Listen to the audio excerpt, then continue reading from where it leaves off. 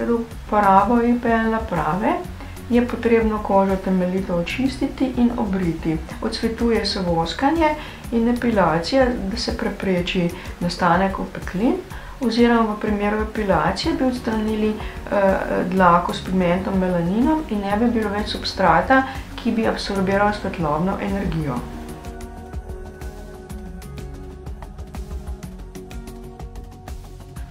Pred IPL posegom se je potrebno pobriti, da preprečimo nastanek opeklin in neprijetno zbadanje. To, da bodo postale dlačice po britju trše, predvsem na obrazu, je mit, ki ne drži.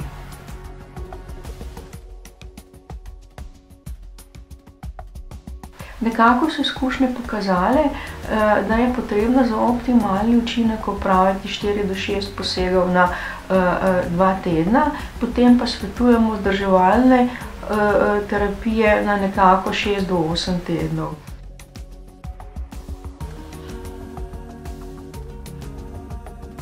IPL naprave se lahko uporabljajo na spodnjem delu obraza.